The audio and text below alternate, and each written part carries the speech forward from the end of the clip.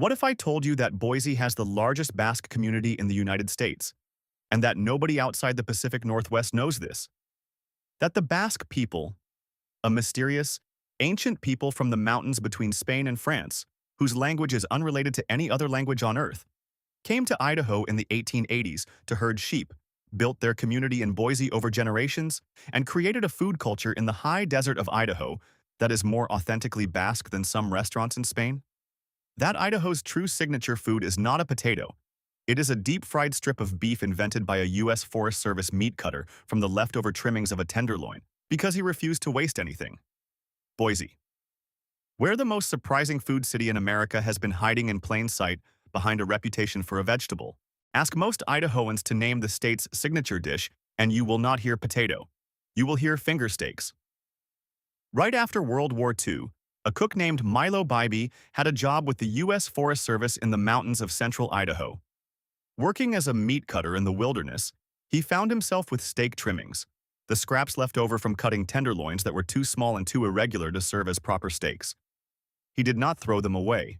He battered them in a tempura-like flour batter and deep-fried them. Finger steaks were invented right here in my adopted hometown of Boise, Idaho. The story is that Milo Bybee, chef at Milo's Torch Lounge, created them in 1957 as a means of disposing of leftover tenderloin. Bybee moved to Boise and opened Milo's Torch Lounge. In a radio ad from the mid-1960s, the announcer describes what was then called Milo's Torch Cafe as the home of the famous original finger steaks, tender bite-sized morsels of tenderloin, deep-fried to a golden brown. A finger steak is a strip of top sirloin, 2 to 3 inches long, half an inch wide, battered in a tempura style or flour batter, and deep-fried in oil until the outside is golden and crackling, and the inside is still slightly pink. They are typically served with French fries and a buttered piece of Texas toast. The dipping sauce is cocktail sauce with enough horseradish to announce itself. The Idaho dish of finger steaks shouldn't be confused with the Texas dish of steak fingers. Texas steak fingers use a different cut, a different batter, and a different sauce. They are a different food. Idahoans are clear about this distinction and slightly annoyed that it needs to be made. Their origin is so closely tied to Idaho that one suggestion for the Idaho state quarter design was to do something with the fact that Idaho is the home of finger steaks, submitted to the State Arts Commission on a napkin. Boise is home to the largest concentration of Basque people in the United States. Many Basques immigrated to the area during the late 1800s to work as sheep herders. Those who came to Idaho found the work plentiful and told their friends and relatives back home to come and join them. The Basques are one of the most ancient and mysterious peoples in Europe. Basques were there before the Spanish and French, and their language is older and not related. They're not the same, their languages are not the same, and genetically they're not the same as Spanish or French, explains Annie Gavica, executive director of Boise's Basque Museum. They're mysterious. No one knows their origins because they didn't document things. They passed history on through story and song.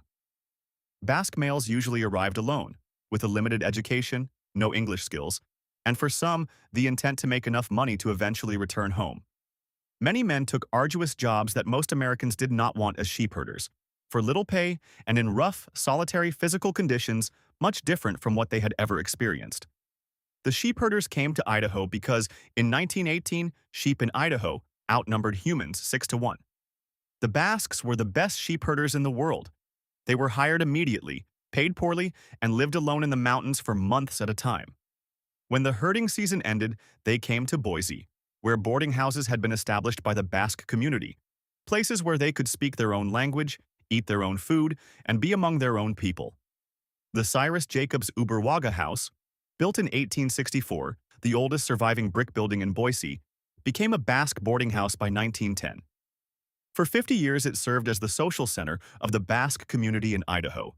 It is now a museum on the Basque Block.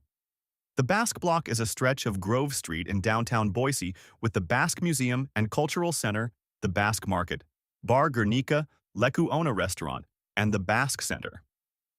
It is a functioning community, not a recreation or a tourist attraction, but an actual neighborhood of Basque cultural life, with weekly paella bakes at the market, traditional pelota handball played in the Anduiza Fronton building, and the Wankari Basque dancers performing at festivals. There is a cocktail served in Boise that is not served anywhere else in the world with any regularity. Walk into a Basque bar in San Sebastian and order a Picon Punch. They will not know what you mean. Walk into Bar Gernika on the Basque block in Boise and order a Picon Punch. They will hand you one immediately. Picon Punch is the signature drink of the Basque community in the American West, specifically Boise and the Nevada Basque communities of Elko and Reno. It is made from amer picon, a bitter French aperitif liqueur that is difficult to find in the United States. Grenadine, brandy, and club soda. The result is bitter-sweet, slightly fizzy, complex in the way that drinks built from obscure bitter liqueurs always are. The drink developed in the American West among Basque sheepherders and immigrants who brought the taste for amer picon from Europe and adapted it into a long, refreshing cocktail suited to the American climate and the American tendency toward larger drinks. The Basque communities of Nevada and Idaho maintained the tradition while it faded from use in Europe. Finding authentic amer picon in the United States is now difficult. The product imported to America is a slightly different formula than the European original. The sheepherders who came to Idaho brought their relationship with lamb, the animal they spent months alone caring for in the mountains, into the kitchen. Basque lamb preparations in Boise reflect the cooking of people who knew sheep from the field to the table. Lamb is prepared in Boise's Basque restaurants in the Basque tradition. Whole roasted leg of lamb with garlic and herbs, lamb chops cooked over an open fire, lamb stew with white beans and chorizo, lamb ribs marinated in wine and paprika. The preparations are not elaborate. They are the food of shepherds, simple, honest, built around good meat, cooked correctly with the herbs and spices the Basque community brought from Europe. The Sheepherders' Ball, held annually in Boise since the 1950s, celebrates the Basque sheepherding heritage with food, dancing, and Basque music. Yes, the potato. Idaho produces approximately 1/3 of all potatoes grown in the United States. The specific combination of volcanic soil, pure snowmelt irrigation water, and warm days with cold nights in the Snake River Plain produces a russet Burbank potato with a higher starch content, lower moisture, and more pronounced potato flavor than potatoes grown elsewhere. McDonald's uses Idaho potatoes for its French fries. Frito-Lay uses them for potato chips. The baked potatoes served at every steakhouse in America likely came from Idaho. The misguided impression that Idaho is a backwoods state full of grisly survivalists is something the locals are keen to fix. While it is true, Idaho has a thriving farming industry and most people love the outdoors, it's also home to the world's largest Basque community outside of Spain. The Idaho potato's history begins with Henry Spalding, a missionary who planted the first potatoes in Idaho soil in 1836 near Lapwai. The Nez Perce people were already cultivating camas root, the starchy bulb that was their primary carbohydrate, but adopted potato cultivation quickly. By the late 19th century, Idaho's volcanic soil had produced a potato industry that would come to dominate American starch production. The Idaho Potato Commission, established in 1937, has spent 85 years protecting and promoting the Idaho potato brand. In the mountains above Boise, in the Sawtooth National Forest, and the mountains of central Idaho, there is a wild berry that Idahoans guard with the ferocity of people who know something the rest of the country does not. The wild huckleberry is a small, intensely flavored blueberry relative that grows only at elevations between 3,500 and 11,000 feet, primarily in the mountains of the Pacific Northwest and northern Rocky Mountains. It ripens for approximately 2 to 3 weeks in August. It cannot be commercially cultivated. Every attempt to grow huckleberries in controlled conditions has failed. They belong to the mountain, and they stay there. Idaho huckleberries have a flavor that commercial blueberries cannot approach, more complex, more tart, with a depth that comes from growing slowly in thin mountain soil at altitude. They are made into jam, into pie, into ice cream, into syrup, into the huckleberry milkshakes that every roadside restaurant in the Idaho mountains offers in August. Idahoans who know huckleberry picking spots do not share them. This is a universal rule. The spots are passed from parent to child as a form of inheritance. Idaho designated Dutch oven cooking as its official state cooking method. This is a real designation. The state government of Idaho officially recognizes a specific cooking vessel and method as the state's culinary identity. The Dutch oven, a heavy-lidded cast-iron pot, was the cooking vessel of the western frontier. Pioneers carried them across the Oregon Trail, Cowboys carried them on cattle drives. The Basque sheep herders who lived alone in the mountains for months at a time cooked everything in Dutch ovens: bread, stews, roasted meats, buried in coals or suspended over a fire. The art of Dutch oven cooking in Idaho is a competitive sport. The International Dutch Oven Society, based in Utah but active throughout Idaho, holds competitions across the Mountain West. Competitors are judged on main dishes, breads, and desserts, all cooked in Dutch ovens over charcoal briquettes. The sourdough bread cooked in a Dutch oven in the Sawtooth Mountains tastes different from sourdough bread baked in a kitchen in San Francisco. Bar Gernika opened on the Basque Block in Boise in 1991.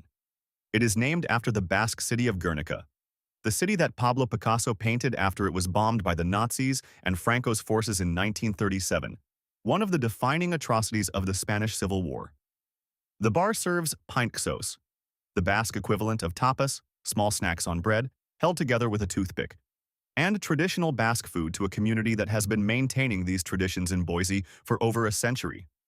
The chistora, a thin, quick-cured Basque sausage seasoned with paprika and garlic, served at Bar Gernika, is the sausage of Boise's Basque community. The lamb stew, the white beans, the Picon Punch at the bar, the Basque music on Friday nights. These are not a recreation of Basque culture. The Snake River and its tributaries, the cold, clear waterways that run through southern Idaho before joining the Columbia and reaching the Pacific, produce rainbow trout and steelhead of exceptional quality.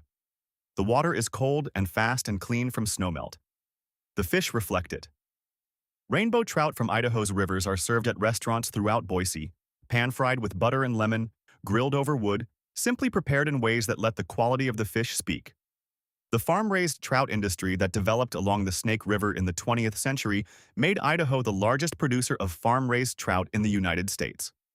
The cold spring water that feeds the Snake River trout farms produces fish of a quality that warmer water farm-raised trout cannot match. Idaho steelhead, rainbow trout that have migrated to the Pacific and returned to spawn, run up the Snake River in fall, traveling farther inland than any other steelhead run in North America. Boise is the most surprising food city in America. Not because it has the most restaurants or the most celebrated chefs, because the most surprising food story in the American West, a community of ancient European people who came to herd sheep in the Idaho mountains and built one of the most authentic ethnic food cultures in the country, has been here for 140 years and most of the country still doesn't know about it. The finger steak was invented from leftover tenderloin scraps by a Forest Service meat cutter who did not want to waste anything. The Picon Punch is a cocktail that exists more robustly in Boise than in the European country where its primary ingredient was invented. The huckleberries grow only in the mountains and for only 3 weeks and cannot be cultivated, and Idahoans consider this appropriate. The potato that everyone associates with Idaho is real and important and 1/3 of the national supply. It is also the least interesting thing about the Idaho table, which is saying something about what the rest of the table contains. Not every city has an ancient European people building their food culture in the high desert. Not every city's signature food was invented from scraps because a cook refused to waste a tenderloin trimming. Not every city has a cocktail that exists more authentically in Idaho than in France.